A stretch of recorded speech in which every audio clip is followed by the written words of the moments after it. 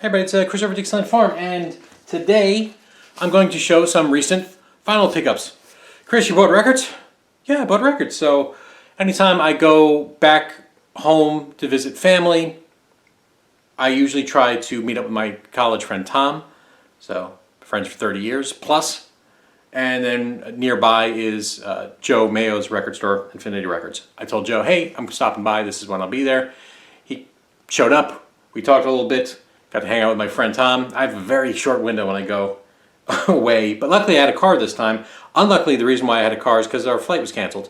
We were sitting in the airport and then just delayed an hour, delayed another hour, canceled. No weather, no particular reason. That was a bummer, and so we had to drive it. Had a car, because otherwise I have to borrow a car from somebody and it's a whole hassle. Anyway, so I always try to hit the cheap bins at the record store because buying the more expensive stuff is worthless at this point in my life, because I lean a lot on digital stuff, so I don't need to have a more expensive record. But I do go through the cheap bins because that's where you find the weird stuff that you can't get digitally. You can't just rip off of YouTube or whatever.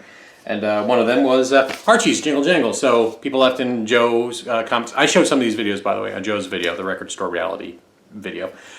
Jingle Jangle was apparently a top 10 hit, which I didn't know because I wasn't born when this stuff came out. I watched the Archies maybe on reruns, maybe. And I have the original Archies record, Everything's Archie. I don't know which one's the original press. Is it this? Because then the album just looked like the cartoon, like what's on her shirt. So I don't know which one came first, but this is the more unusual cover, I do believe. So whether that's the first or the second pressing, it doesn't really matter. So Jingle Jangle. So now I've got more of the Archies. Andy Kim wrote Sugar Sugar on the Archies. So I wonder if Andy Kim, rock me gently, rock me slowly. Yeah, so I wonder if he wrote any of this stuff. I don't know. Does it say on the actual vinyl itself? Yeah, Jingle Jangle, written by Barry Kim. So I'm not sure what the Barry is, but yep.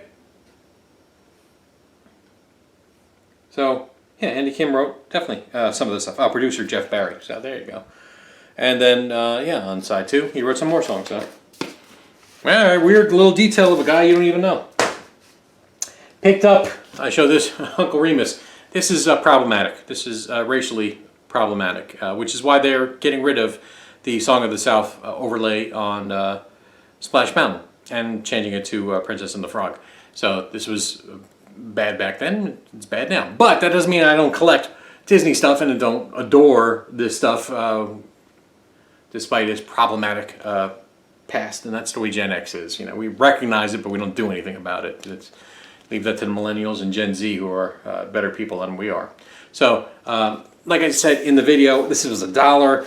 Beautiful copy.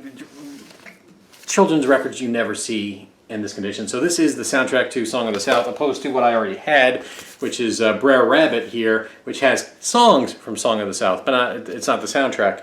And these are gatefolds with like a book.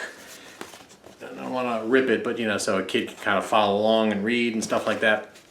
So I had this, but not this, with the imagery that, Anyway. I collect quad. I did mention that. Quad. So this is a sampler of SQ quad, but for Lafayette electronic stores, which were like a regional Radio Shack in New York.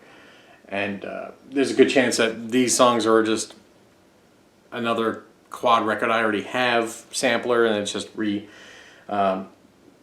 changed around. I don't know. But just cool enough for $2.76.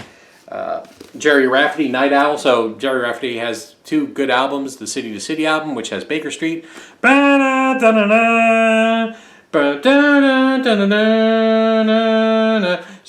a Night Owl apparently is the other one that you're supposed to get. I used to see this in dollar bins all the time, and then I didn't. So for $2.76, I'm like, hey, I'm not going to regret this. I'm going to pick it up. Same thing with Rhinoceros. This is one that's shown a lot in the pop psych subset of the VC.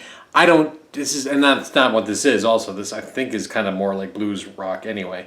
And I remember going and downloading this and listening to it and not liking it.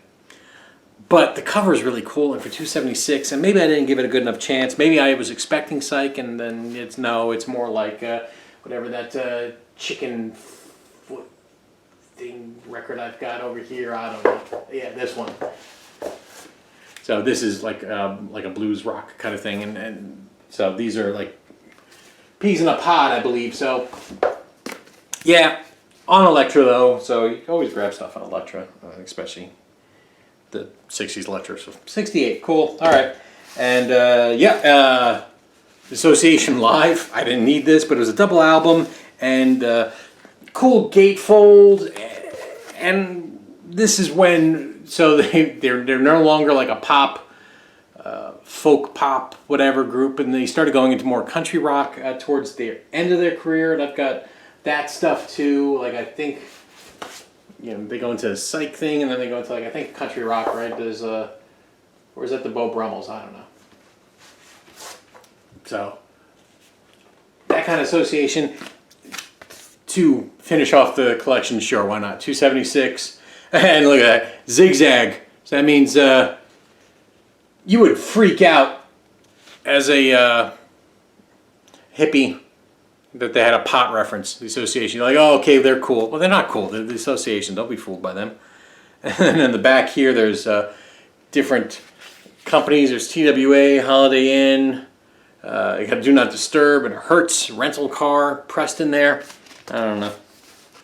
I'll listen to it. We'll see what it becomes. And beautifully, beautifully clean. Had to pick it up. From what I understand, there is like a great Ricky Nelson 70s record. And I picked this up because this was a Ricky Nelson 70s record. And you think, oh, there's no cover. No, this is actually the gatefold. That was intended. So this is Rick Nelson, right? Yeah, it's called Rick Sings Nelson. So kind of like the Nelson Sings Newman. Funny title. Sure, on Decca. Do we have a year? Don't have a year. So hopefully this is like the one you were supposed to get. If not, I only spent $2.76. So, from what I recall, there's one from the 70s. This is 1970. It's all the way written in the back. So maybe this is the one. And this record I had, and it broke my heart to get rid of it because it was noisy. It was noisy for me, and that's a big deal because I've got that click repair computer that actually gets rid of noise on records, and it was still too noisy.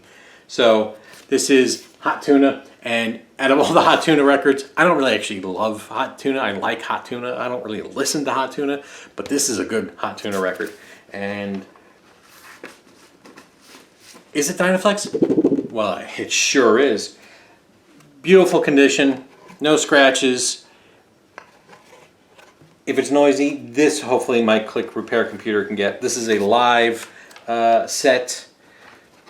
Blues rock, so if you don't know, I don't know why wouldn't you know this, but of course, some people watch, don't know everything about music. Hot Tuna was part of two members from Jefferson Airplane, so they broke off and did Hot Tuna. So this is an acoustic set, right? Yeah, I think so. And it's a live, right? The live album.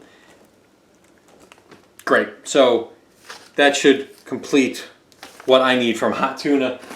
So you don't need much from Hot Tuna, to be honest with you. That, plus burgers, plus one other one. And I've got them all. And some people say, no, you're wrong, but, blues, a little bit of blues is all you need, You don't need a lot of it I got it. So that's what I picked up from the record store. Everybody, thank you so much for watching. I know this is rambling, as always. That's why you watch this, right? You like to see the Chris stream of consciousness. What you don't like to see is Chris hurting himself, which is another video. All right, take care.